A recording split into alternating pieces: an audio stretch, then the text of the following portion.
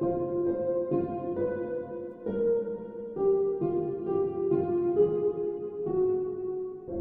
was Saturday, July 4th, the busiest weekend of the year at Lake of the Ozarks, where vacationers from across the country arrive in droves to experience this one-of-a-kind lake with its 1,150 miles of shoreline, dozens of waterfront restaurants and pool bars, and countless coves to explore.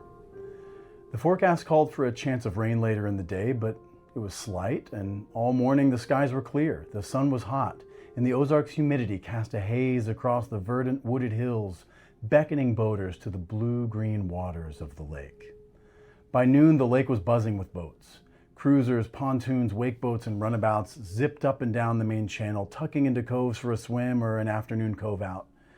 The waterfront restaurants were filling up. Marinas were pumping gas as dock attendants scrambled from one boat to the next, and many local venues were gearing up for their fireworks shows as boaters made their plans to land in this or that area to see the beautiful display over the water. July 4th was shaping up to be a great one. Then, at around 12:15 p.m., a weather alert. Severe thunderstorm watch. Some saw it, others didn't, having tucked the phone away to enjoy a screen-free day. Either way, it was just a watch, probably nothing to worry about. An hour later, another alert. Severe thunderstorm warning. And for those boaters who checked the radar, they saw it. An angry red line of storms ripping its way from the west, its sights set on Lake of the Ozarks. Some fired up the engines and made it to cover in time, but when the storm hit at around 2 p.m., many boaters were caught totally unawares. Gale-force winds that some say reached up to 70 or 80 miles an hour throughout the region battered the area. Canvas sunshades were ripped from the top of pontoons. Boaters who suddenly realized the maelstrom they'd been caught in struggled to navigate their vessels against the violent wind and waves. Blowing rain soaked everything in sight, stinging as it struck bare skin. Shouts and laughter soon turned to screams of terror as captains and passengers realized this storm was more than they had bargained for. Now, instead of trying to make it back to their own dock, some began aiming for any dock they could find in hopes of escaping the danger of the open water. But danger didn't always end at the docks. The storm's violent winds began ripping docks away from their moorings. In one harrowing video, a group of young people on a dock, likely watching the storm with a blend of fascination and fear, suddenly ran screaming towards the dock ramp as they observed that the dock they were standing on was beginning to sway. They sprinted up the ramp, made it safely to shore just as the dock tore away from the shoreline and began swinging towards another one nearby. In another instance, a large commercial dock with more than a dozen slips and many large boats tied up inside was torn away from the shoreline by what seemed to be near hurricane force winds blasting the area. That dock was then caught in the lake's ever-present current, floating downstream toward Bagnell Dam until it was stopped by water patrolmen who dragged it to the shore where it could be secured. In less than an hour, the storm was over, and it left utter mayhem behind it. More than 30,000 homes and businesses without power, houses and power lines and power poles crushed by giant oak limbs or entire trees, debris from anything that had been unsecured before the sudden storm broke across the region scattered everywhere. Some residents would then go without power for days.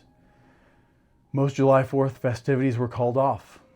The economic impact to local waterfront venues was undoubtedly in the millions between the damage and the lost revenue. Yet in spite of all that, not a single fatality was attributed to this horrible surprise storm. Incredibly, no reports of capsized boats.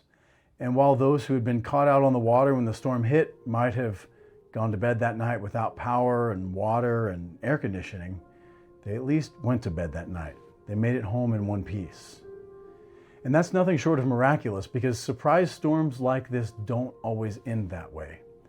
Many in Missouri grimly recall the 2018 duck boat tragedy on Table Rock Lake, where a sudden storm capsized an amphibious tour boat, killing 17 people.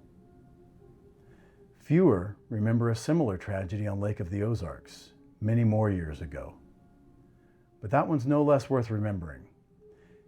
It's a dark reminder that nature honors no forecasts and it takes no prisoners.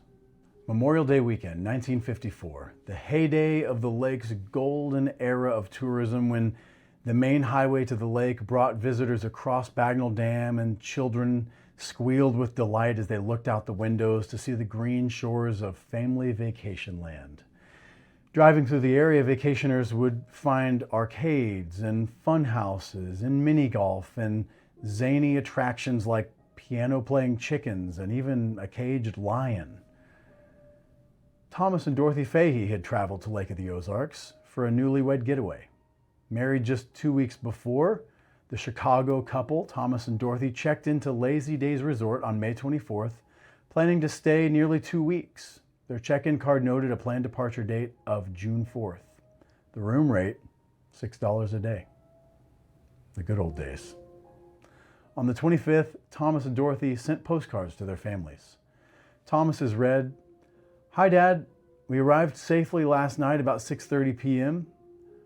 Would have sent telegram, but thought it would scare you. The weather was grand driving. The Lazy Day Resort is fine. We are located right near the lake. Going out for breakfast now. Thanks Dad for everything. Love, Tom and Dot." Dorothy jotted a similar note to her family. Both of them added a P.S., the same phrase, "Stick with the socks." Maybe a family mantra, maybe just a reminder not to convert to Cubs fans while they were away. Either way, a glimpse into the ordinary lives that these newlyweds expected to return to after their Lake of the Ozarks newlywed getaway. In the first several decades on the lake, tour boats were one of the most popular attractions. Visitors would climb aboard for a trip along Lake of the Ozarks shores.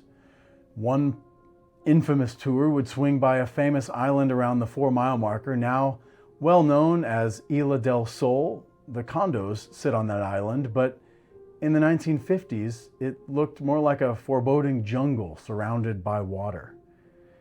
That island has carried many names over the years, but for a time it was known as Pirate Island. That's because a local tour boat company was known to have paid a man to stay on that island all day dressed like a pirate. When tour boats passed, he would rush at them waving his sword and shouting like a crazed buccaneer marooned to the Ozarks forever. Amazing what happened during tourism in the golden age of Lake of the Ozarks. Well, one of those tour boats that brought many passengers along the lake's shores was named Grand Glaize. Built by the Robinson Marine Construction Company of Benton Harbor, Michigan, the wooden-hulled craft was powered by twin inboard 225 horsepower Kermath Seawolf engines. Grand Glaize measured 38 feet in length, with seating for 28 passengers and a fairly narrow beam of what's estimated to be about 8 feet or so. The late historian Mike Gillespie wrote this about the Grand Glaize. "There was no public address system, and any attempt by the pilot to describe points of interest was drowned out by the roar of those 678 cubic inch engines.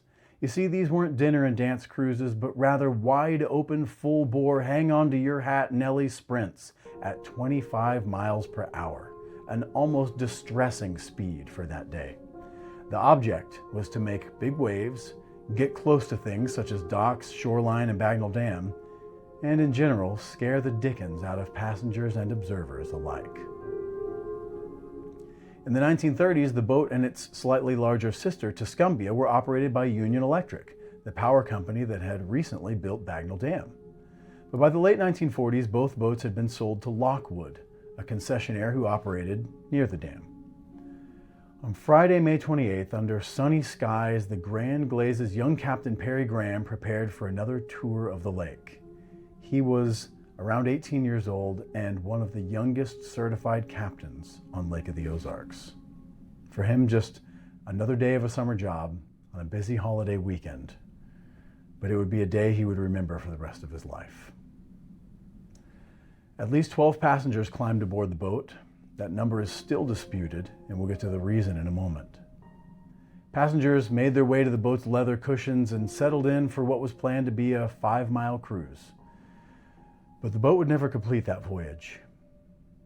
About 4 miles in, the weather suddenly turned. The storm was on us before I knew it, Perry Graham would later tell the Blytheville Courier-News. Violent winds battered the boat. Passengers who had boarded in unremarkable weather suddenly found themselves exposed on the open water amid a rapidly developing storm. Meteorologists would later confirm a tornado touched down not far from the lake during that day's storm. It may have even been a tornado that struck the Grand Glaize, or it may have simply been the characteristic high winds and waves that accompany this kind of Missouri weather. Either way, the lake's blue-green waters that had been placid when Grand Glaize launched from the Lockwood docks had now turned to white caps, churned up by the violent spring storm. The waves picked the boat up at the rear and tossed it over on its back, Perry Graham later recalled. Disaster. 2 of the survivors later credited Graham with having saved their lives that day. Incredibly, the boat never completely sank. In the moments after it was flipped over, Perry Graham and others actually managed to grab hold of one woman who had been knocked unconscious. They pulled her body up onto the top of the overturned hull, hoping to save her life in the midst of the storm. But moments later, another gust of wind battered the boat, and the woman's body slid off the hull and sank beneath the waves. Those who survived the initial incident took shelter from the storm in the small air pocket underneath the overturned boat, hanging on for their dear lives. When the storm finally passed, they managed to find life jackets and swam out from underneath the boat, where they were soon rescued. On May 29th, newspapers reported the tragedy across the region. 6 drown as tornado upsets boat, the Blytheville Courier-News wrote. But a few days later, the Central Mo Leader added 2 to the total. 2 more victims of boat tragedy, newlyweds, the headline read. The paper reported the Faheys had told the owners of Lazy Days Resort that they would be in and out during their stay and not to worry about their absence. But a few days after the storm, the owners hadn't seen them, and they began to worry. They soon discovered the Faheys' car, parked near the Lockwood docks, with no one inside. Were Thomas and Dorothy aboard the Grand Glaize that day? No one knows. According to a later report in the Chicago Tribune, their families said that they had heard from the couple on the evening of the 28th. Thomas and Dorothy reportedly told them they intended to go see friends at the Lockwood dock the next day. Those friends planned on boarding the Grand Glaize, but Thomas and Dorothy had said they planned on skipping the excursion. The question was even disputed in court. Lockwood owners insisted the Faheys' car had not appeared at their business until days after the sinking, but others said it had been there on the 29th. Of course, there were no security cameras then to prove one way or the other. However, only 12 tickets were sold for the boat ride, according to Lockwood's records. The boat's logbook listed the name of every person on the boat, 11 adults, 1 child, the captain, no Thomas and Dorothy Fahey. 2 passengers later said that when the boat capsized amid the chaos and struggle in the water, they remember hearing a man's voice calling, "Dorothy, Dorothy." None of the registered passengers on Perry's logbook was named Dorothy. 5 bodies were ultimately recovered. 1 confirmed passenger, a child, never was. And Thomas and Dorothy Fahey were never seen again. Divers plunged 100 feet into the lake's depths in search of those lost in the Grand Glaize tragedy. They encountered a labyrinth of trees and brush on the lake's floor with only inches of visibility, but never any sign of Thomas or Dorothy. To add to the weekend's tragedy, 2 others drowned in unrelated incidents. A 24-year-old St. Louis man who went to check his trot line was never seen again, and a search for his body was unsuccessful. And a 17-year-old from Iowa drowned while swimming with friends on the Niangua Arm. His body surfaced a week later. it remains the deadliest weekend in Lake of the Ozarks history. The boat, Grand Glaize, was astonishingly deemed fit for excursions again only weeks later. It was the busy tourist season, after all. When it launched, at the helm was none other than Captain Perry Graham. But it was soon clear that Graham had been shattered by the tragedy. He could scarcely operate the boat without flashbacks of that horrible, fateful day. Within just a few journeys, he hung up his captain's hat for good. He was just 18 years old. Grand Glaize operated without any other major incidents for a few more years before being put away, stored near the dam. The future belonged to bigger boats, like the Captain Larry Don that many are familiar with. The Grand Glaize's sister vessel, Tuscumbia, also strangely met with tragedy 4 years after the capsizing of the Grand Glaize, when the Tuscumbia ran over and killed a skier. That happened in the same area where the Grand Glaize's fateful journey had ended that day. Both boats were eventually decommissioned and stored near Bagnell Dam. Strangely, both were destroyed by fire in 1970. We arrived safely. That's what Thomas and Dorothy Fahey wrote in their postcards home. And yet, how suddenly everything changed. How many dreams were left unfinished?